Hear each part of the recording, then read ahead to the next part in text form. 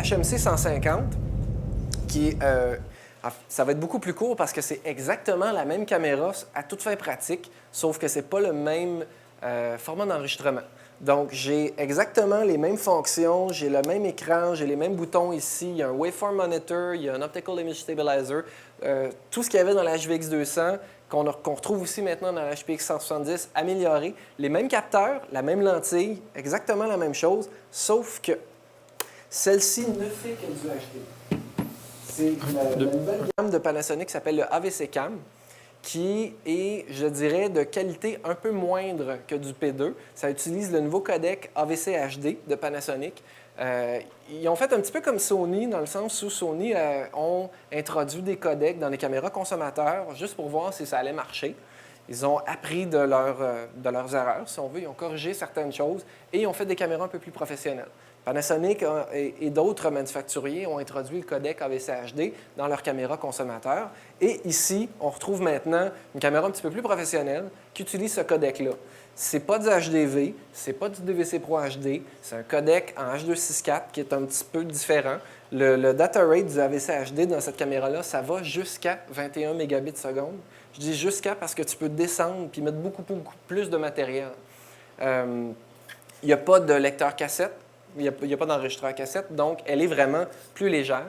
Elle est le même poids, c'est le même body finalement. Il y a juste certains morceaux de l'ordinateur qui n'est pas pareil, mais elle est une livre de moins que la HVX200. Fait que je ne sais pas s'il y en a parmi vous qui ont travaillé beaucoup avec une HVX200 à bout de bras comme ça, là, ça devient lourd vite. Celle-là, je l'ai eue dans la main pendant une journée dans la jungle, puis je n'ai pas trouvé ça si pire finalement.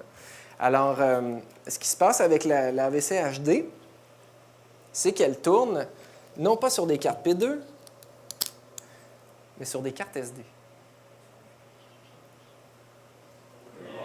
Ah, OK, c'est ça. Ça, c'est une carte de 16 gigs. Je mets 1h30 de HD dessus. Puis ça coûte 150$. Donc, 2500, 150$. C'est sûr qu'avec la carte P2, tu as une qualité, tu as la protection RAID qu'il y a dessus, comme Daniel expliquait, où est-ce que tout est protégé. Tu peux pas la lancer dans un lac, là, mais quand même, il y a beaucoup de protection sur une carte P2. Ça, c'est des cartes qui sont un peu plus cheap. Mais par contre, moi, j'en ai 3. Je les mets dans ma poche, puis j'ai 4h30 d'autonomie, puis ça ne m'a pas coûté grand-chose.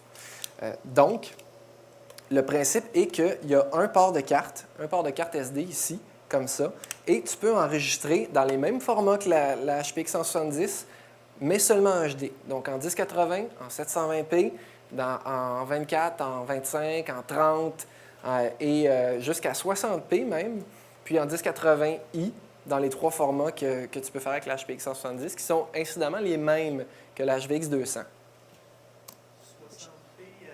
720p 60. OK. C'est du 4.2.0, donc tu perds un petit peu au niveau de l'échantillonnage couleur. Je vous dis, c'est la petite sœur de cette caméra-là. Et je vais vous montrer un petit peu tantôt comment ça fonctionne, le codec, le AVC HD. Et ça peut aller jusqu'à 21 mégabits. Les caméras consommateurs de Panasonic ne font pas ça. Ils peuvent aller jusqu'à 18. Il y a une caméra super le fun qu'ils ont inaugurée l'an dernier qui s'appelle la SC100, qui a un disque dur. Il y a un modèle pas de disque dur, il y a un modèle avec un disque dur. Et tu peux avoir en mode, dans le mode de qualité le plus haut, à peu près 18 mégabits seconde. Celle-là va jusqu'à 21. Il y a quand même une grosse différence si tu filmes des trucs qui ont beaucoup de détails. Je vais vous montrer ça tout à l'heure. On tourne sur des cartes SD, ça je l'ai déjà dit. Donc vraiment, là vous avez vu, pour numériser une carte P2 maintenant, vu qu'il n'y a plus de cartes de slot PC card dans des laptops de Mac, comme il y avait avant dans les PowerBook G4 par exemple, si vous avez un vieux PowerBook, vous voulez tourner en P2, gardez-le, il va vous servir à faire du montage. Sinon, il faut brancher la caméra Firewire ou il faut bénéficier d'un lecteur de carte P2. Donc, il y en a plusieurs, il y a plusieurs façons de faire ça. Ça ici, n'importe quel lecteur de carte SD fonctionne. J'ai bénéficié du lecteur de carte pendant Dominique pendant des mois. Et, c'est du SDHC, ça? non, c'est pas du SDHC. Ah, la carte, oui. Oui, hein? Oui. Pas tous tes lecteurs. Attention, pas tous tes lecteurs. Bien, le mien marchait. Le mien de Dominique, il marchait. Ben, un SanDisk, ça marche. Sinon, ben, tu peux brancher, il y a une prise USB 2 dessus. D'ailleurs, je vais vous parler des différences, parce que c'est comme la HPX 170, donc tu peux faire ces formats de tournage-là, en 1080i 60, en 30p, en 24p, en 30p et en 60p. Vous voyez, juste du P. Sauf le 1080-60i. C'est le seul mode interlaced. Je pense que tu vas arracher le plafond, là. Qu'est-ce que tu... La grosse aussi, elle fait du 1080-24p. Mais, over 60, ouais. Oui, oui, c'est du 24p over 60. Donc, il n'y a pas de variable speed. Donc, je ne peux pas faire du 12 images secondes, je ne peux pas faire du time-lapse, je ne peux pas faire du ralenti, je ne peux pas faire de l'accéléré. Il n'y a pas de port Firewire. Il y a certaines bébelles plus professionnelles qu'il y a dans la HPX 170, qu'il n'y a pas dans la HMC 150. C'est sûr, elle coûte 2000 $ de moins. Ça, c'est 4000 $ avec une carte de 16 GB et une batterie. Donc, c'est quand même un bon deal pour faire des tournages légers, du documentaire. Si vous voulez faire du clip, vous n'avez pas nécessairement d'argent pour acheter une plus grosse caméra. Ou comme caméra B, pour une HPX 170, c'est vraiment un modèle pas mal cool. Il n'y a pas de Firewire parce qu'on n'en a pas besoin. On ne tourne pas en P2, on tourne avec des cartes SD. Un lecteur de carte SD, ça coûte 40 $ un bon. Je sais pas. Donc, vous pouvez en acheter un, puis vous n'avez pas besoin de monopoliser votre caméra. Un truc que j'adore sur cette caméra-là, c'est le port HDMI qui est en arrière. Donc, je peux brancher ma caméra sur ma télé, chez nous, puis regarder mes belles images en 1080. Donc, il y a un port USB 2, il y a un port Component si vous avez un moniteur broadcast, comme les moniteurs Panasonic HD, qui sont sortis à peu près en même temps que la HVX 200, qui ne sont pas très dispendieux. Vous pouvez vous servir encore de ça parce qu'il y a un port Component. Et vous avez tout ce que vous avez besoin, des prises XLR, 2 prises XLR balancées ici, un shoe pour mettre un shotgun. En fait, il y en a un autre ici qui se visse là. Moi, je ne l'ai pas mis parce que je n'ai pas de shotgun. Alors, juste pour vous dire que j'ai tellement aimé que je l'ai acheté. Donc, oui, c'est la première fois que j'achète une caméra depuis des années.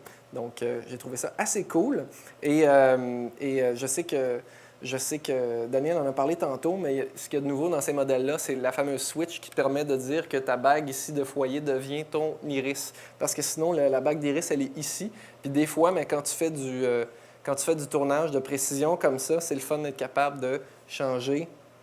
Puis tu te dis, bon, ben, je ne bougerai pas, mais je vais être capable de faire un zoom puis peut-être changer l'ouverture juste avec mon pouce ici comme ça parce que tu balances la caméra sur la paume de ta main droite. Gab? Oui, question encore. La vague dans l'avant, ça reste simulé, c'est-à-dire que tu ne peux pas vraiment Non. lancer. Non. C'est une Leica comme il y a sur des caméras de ce type-là. Là. C'est pas un vrai foyer, c'est un foyer à tourner à l'infini. Malheureusement, ils n'ont pas réglé ce problème-là, mais selon eux, ce n'est pas un problème. C'est une limitation inhérente de la technologie. M. Goyette. Du 720. Les capteurs des Panasonic, c'est du 720. C'est autant la HVX 200 que la HPX 170 que la HMC 150. C'est du 720.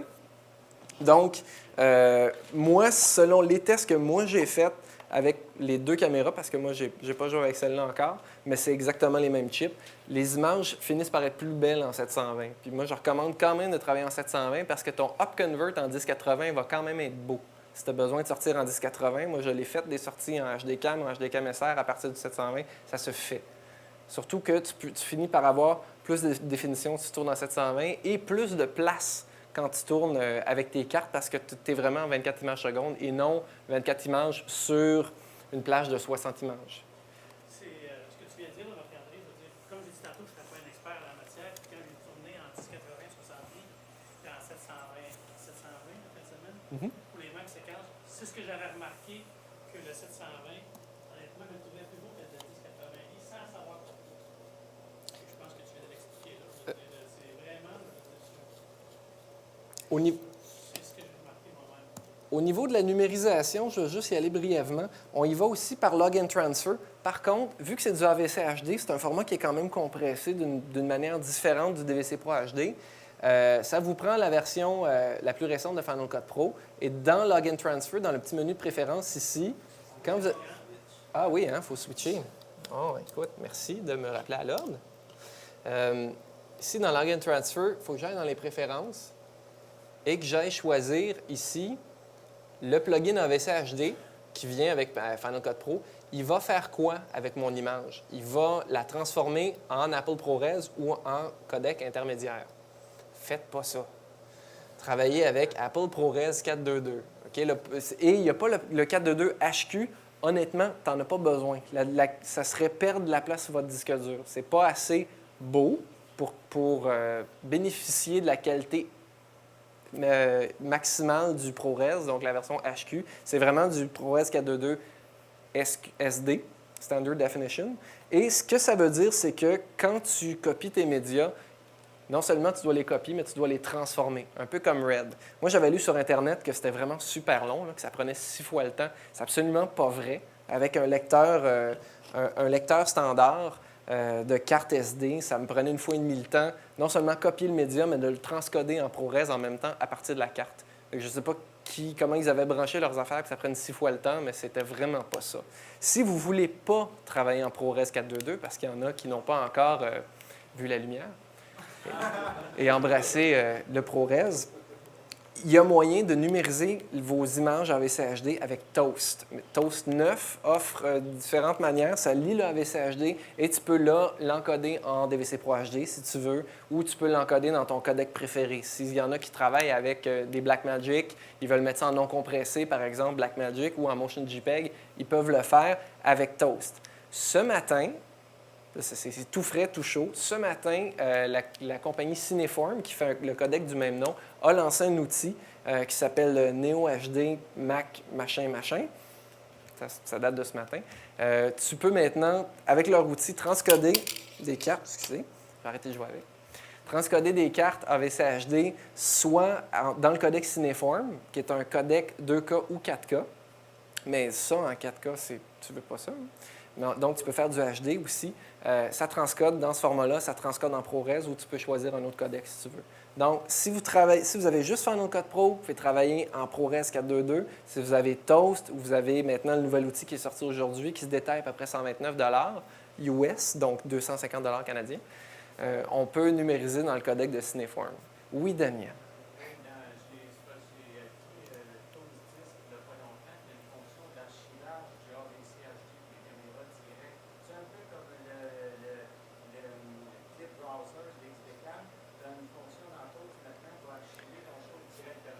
Je vais te dire que je suis pas familier avec. Par contre, je te dis, si c'est ce que je pense, c'est que tu dois être capable de prendre plusieurs cartes et les copier, soit les séparer sur différents disques DVD, ou maintenant avec Toast 9 et 10, tu peux faire du Blu-ray. Donc, si vous avez un brûleur Blu-ray, non, ça coûte plus 1 000 $. Vous pouvez vous acheter un brûleur Blu-ray, mettre ça dans votre laptop, mettre ça à côté, acheter des disques à 50$, puis copier 50 gigs de stock sur un disque.